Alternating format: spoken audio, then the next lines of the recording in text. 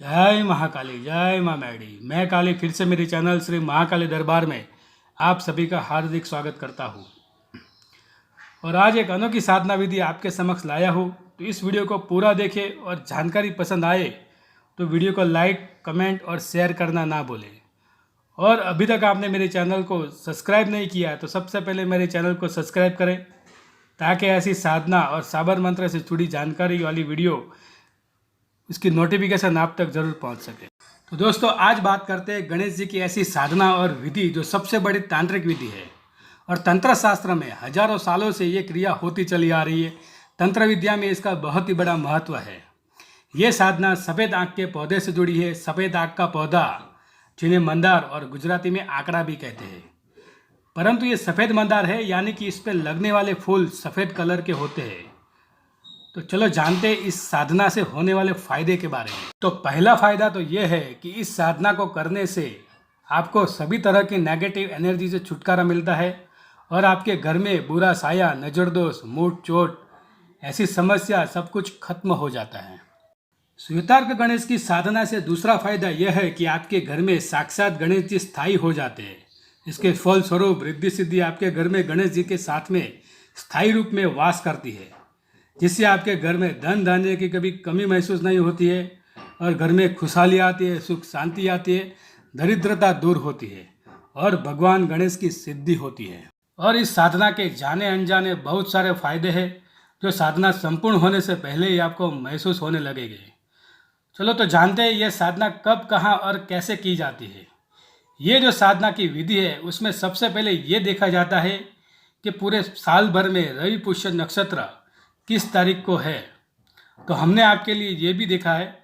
तो अब आगे रवि पुष्य नक्षत्र तारीख 11/7/2021 को सुबह 5:30 बजे से लेकर रात को 2:22 तक है। इसमें आप ये साधना विधि संपूर्ण तरीके से कर सकते हो।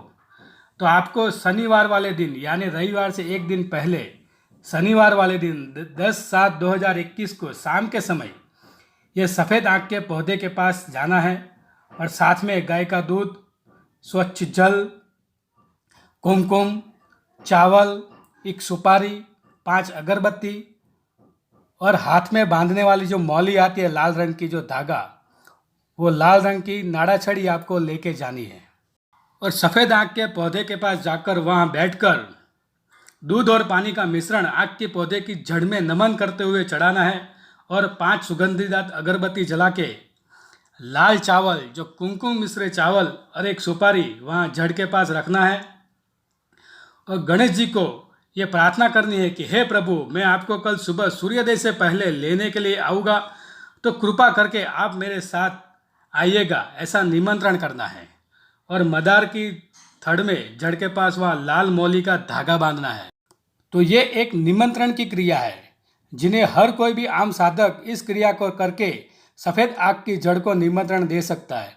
वैसे तो इनके कुछ खास मंत्र भी होते हैं जो मौली का धागा बांधते समय उसका जाप करके निमंत्रण देना होता है, लेकिन फिर भी नॉर्मली भी कोई भी व्यक्ति इस क्रिया को करके निमंत्रण दे सकता है। तो अब मैं आपको उसको दूसरे दिन कैसे खोद के लाना है वो मैं आपको बता रहा हूँ, तो इस वीडियो को आप ध्यान से देखिएगा। तो दूसरे दिन रवि पुष्पामुज योग के दिन सुबह सूर्योदय से पहले वहाँ जाना है आँख के पौधे के पास और वहाँ बैठकर भगवान गणेश जी के नाम का एक घी का दिया जलाना है और 5 खुशबूदार अगरबत्ती आपको जलानी है। उसके बाद सफ़ेद आँख के पौधे की आपको 7 प्रदक्षिणा करनी है। उसके बाद भगवान गणेश से प्रार्थना करें कि हे प्रभु, मैं आपको लेने के लिए आया हूँ, तो कृपा करके आप मेरे साथ आए और मेरे घर में खुशहाली आए, बरकत आए, ऐसी आपको प्रार्थना करनी है। और सफ़ेद आँख के पौधे से आपको माफ़ी मांगनी है, क्योंकि आप वहाँ काट रहे हो, उनकी जड़ खोद रहे हो, इसलिए आपको वहाँ माफ़ी मांगनी है। और प्रार्थना करके उसके बाद आपको वहाँ सफ़ेद मदार की जड़ में आपको खोदना है।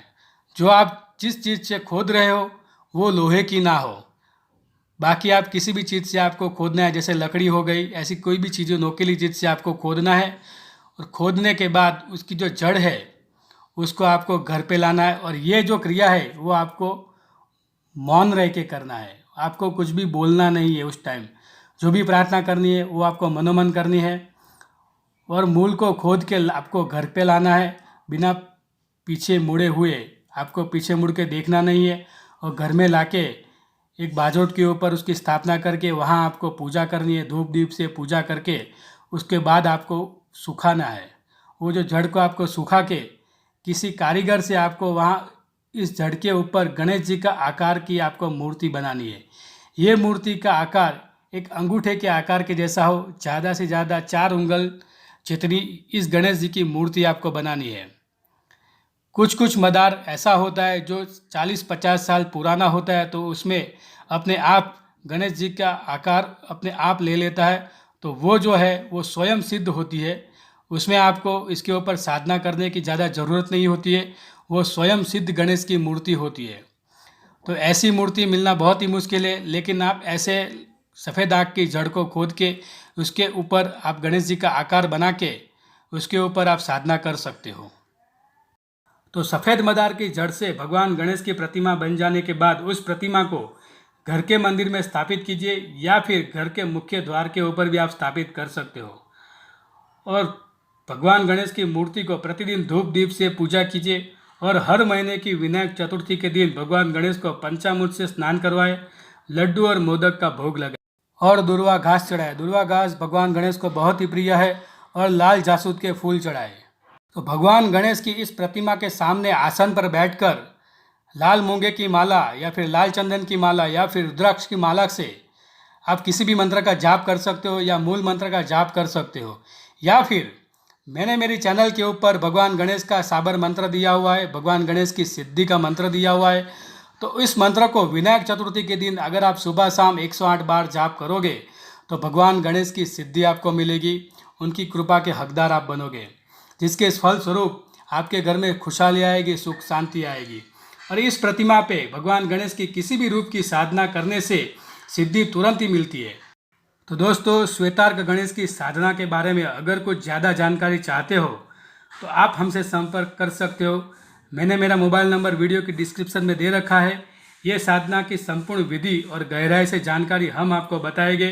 तो दोस्तों, ये थी गणेश साधना जो अत्यंत ही प्रभावशाली है और कई वर्षों से साधक लोग ये साधना और क्रिया करते आ रहे हैं। ये साधना करने मात्र से पता लग ही जाएगा कि ये साधना कितनी अच्छी और फायदेमंद है।